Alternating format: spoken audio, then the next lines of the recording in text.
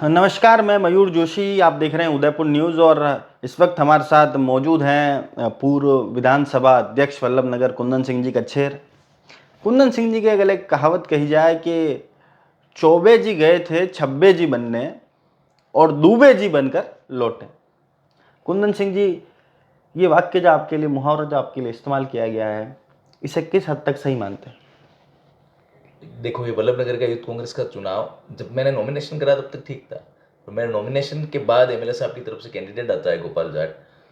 तो उस समय तो ये बात वही हो गई, वजूद वर्चस्व स्वाभिमान की लड़ाई। तो उसमें लड़ना था। मैंने भी सोच लिया अब लड़ना है, जो होगा देखा जाएगा। उन्होंने अपनी पूरी ताकत लगाई, हमने अपनी पूरी मेहनत लगाई।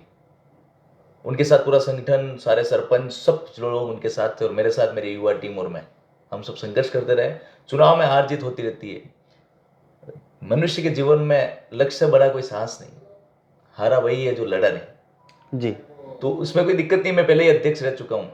आज जी। हार भी गया तो पूर्व अध्यक्ष हो गया। नहीं, हार के आप उपाध्यक्ष बने हैं। उपाध्यक्ष मैं स्वीकार ही नहीं कर रहा हूँ। आप कहें तो उपाध्यक्ष पद से इस्तीफा दे दूं, वो पर अलग चीज कुंदन है। सिंह जी, आप इस बात में कोई अतिशयोक्ति नहीं कि आपने अपने आप को साबित जरूर करा है।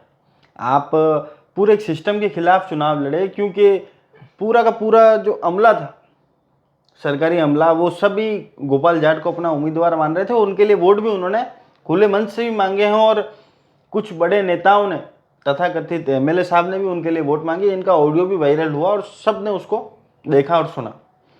इन सारी चीज़ों को कैसे देखते हैं? क्या ये साजिश है या आपके उभरते हुए नाम से कुछ लोग चिंतित थे?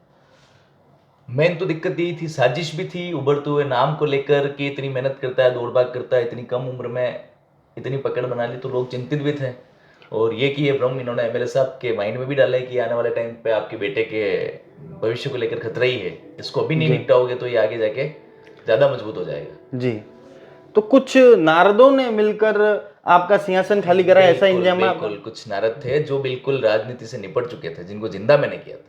जी जिनको लाके मैंने किसी को मंडल अध्यक्ष बनाया, तो किसी को क्या बनाया, किसी को लाके यूथ कांग्रेस का महासचिव बनाया, तो पंचायत समिति के टिकट दिलवाने में पैरवी करी। तो उन्हीं लोगों ने मेरी कब्र खोदी। खैर, राजनीति में होता है, एक दूसरे के सिर पर पैर रख के अगर नहीं चढ़ोगे तो आप आगे कैसे बढ़ोगे, ये पुराने लोग कहते हैं। तो जी वो कहो मेरे साथ भी हुआ। जी।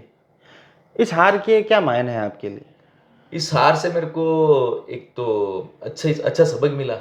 आगे क्या करना है, मेरे भविष्य के रास्ते तय तय हुए कि अब मेरे जी को किसके साथ जाना है, क्या करना है, क्या नहीं करना है, कैसे लोगों से संबंध रखना है, किस टाइप से टीम बनानी है, क्या करना है।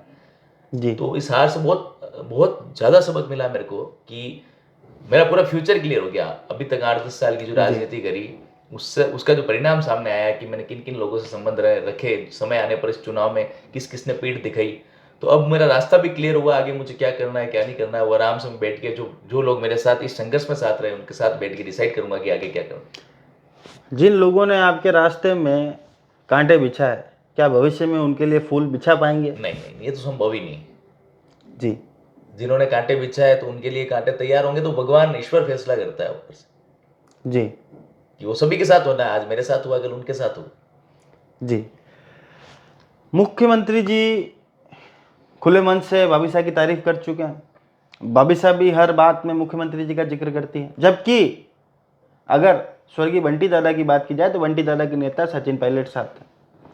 कुंदन सिंह कच्छेर का नेता कौन? मेरे नेता भी सचिन पायलट साहब हैं। मेरे नेता स्वर्गीय बंटी दादा थे और उनके नेता पायलट साहब थे। उन्होंने पायलट साहब से मुझे 2-4 बार मिलाया। तो मेरे नेता सचिन पायलट साहब ही है। जब से बंटी दादा का स्वर्गवास हुआ, जी तो हम लोगों ने बाबी साहब की पैरवी करी कि बाबी साहब को टिकट मिलना चाहिए, बाबी साहब चुनाव जीते तो हम लोग बाबी साहब में वो छवि देखते थे स्वर्गीय बंटी दादा की कि ये हमारे नेता बनेंगे। पर वो चुनाव जीतते ही फुल फ्लैश गहलोत साहब के साथ चले गए। कहीं न कहीं वो दूरियां भी थी कि मैं पायलट साहब की तारीफ करता था, मैं पायलट साहब की खेमे में रहना ज़्यादा पसंद करता था, तो वो गहलोत साहब के साथ थे। तो मैं तो सचिन पायलट साहब के साथ ही था, साथ ही हूँ। आज आपका नतीजा तो आ गया। हो सकता है कि जिस तरह से डोटा सेठ जी का बयान आया है, गहलोत साहब के बयान आ रहे हैं, उससे लगता है कि आजकल में पायलट साहब पर भी कोई फैसला है। आपका रुख क्या रहेगा?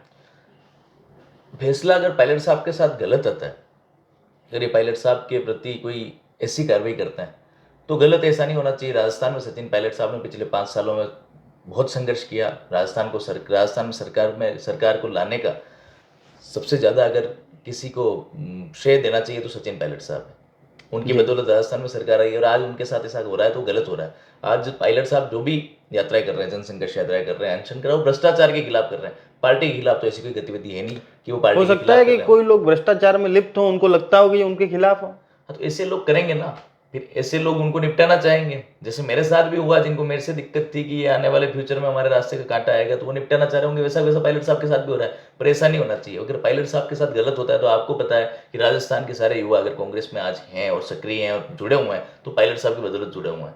और पायलट साहब के साथ गलत करेंगे तो राजस्थान में नुकसान कांग्रेस सरकार को ही होना है, कांग्रेस जी। संगठन को होना है। छोटी सी बात का जवाब देकर अपनी बात को अपन यहीं समाप्त करेंगे कि क्या भाभी जी को पुत्र मुँह में अपने दत्तक पुत्र की कुर्बानी देनी पड़ी? वो तो बिल्कुल साफ बात है ना। इतना वो होना चुनाव में, मैंने तुम्हें या मैंने इनके साथ वफादारी में, ईमानदारी में कोई कमी रखी हो? जब तक इस परिवार के साथ रहा तब तक पूरी ईमानदारी वफादारी से रहा। और मेरी तरफ से कोई कमी रही हो तो ये बताया।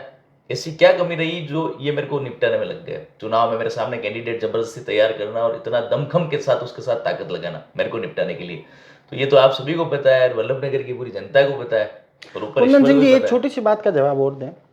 आप की जो शख्सियत है और आपके जो चाहने वाले हैं वो वल्लभ नगरी वर्ण मावली में भी हैं, उदयपुर शहर में भी हैं, उदयपुर देहात में, सलूम्बर, हर जगह आपके चाहने वाले हैं और आपके टीम के सदस्य हैं।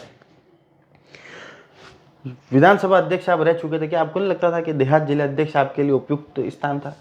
मैं आपको यही चीज पहले भी जब आपने मेरा इंटरव्यू लिया था तब भी बताया था कि मेरा और भाभी साहब का कमिटमेंट था कि आपको कौन सा पद चाहिए। तो मैंने उनसे एक ही बात की हमेशा कि भाभी साहब मेरी एज भी कम है, मैं अगली बार वापस यूथ कांग्रेस का अध्यक्ष चुनाव लूंगा। क्योंकि मैं विधानसभा अध्यक्ष बना तो मेरी कार्यकारिणी तक नहीं बनी, अच्छा। मैं तो किसी को ऑब्लाइज ही नहीं कर पाया। जिन जी। लोगों ने पिछली बार मेरे लिए मेहनत करी, तो मैं तो कहीं एक सिंगल वन पद किसी को नहीं दे पाया, कार्यकारिणी नहीं बना पाया। तो मेरा यह था कि एक बार वापस विधानसभा अध्यक्ष लड़ेंगे तो पूरे वल्लभनगर में अच्छी टीम बनेगी, यूथ कांग्रेस मजबूत करेंगे, फिर अगली बार वापस जिला अध्यक्ष लड़ता, 35 साल की एज तक आराम से चुनाव लड़ सकता है। तो मेरा अगला टारगेट था कि अगली बार जिला अध्यक्ष लड़ेंगे। चलिए, बहरहाल यहाँ पर कुंदन सिंह जी चुनाव हारे जरूर हैं पर दिलों पर राज आज भी यही करते हैं। अगर बात की जाए वर्चस्व और स्वाभिमान की लड़ाई में तो उस फहरिस्त में कुंदन सिंह जी को हम 100 में से 90 अंक जरूर देंगे, क्योंकि इन्होंने स्वाभिमान की लड़ाई लड़ी और डिस्ट्रिक्शन मार्क्स से आप पास भी हुए। चुनाव परिणाम कुछ भी रहा हो, भले ही अध्यक्ष ना बन के उपाध्यक्ष बने हो, पर यूथ कांग्रेस के सच्चे सिपाही ये कल भी थे, आज भी हैं और हमेशा रहेंगे।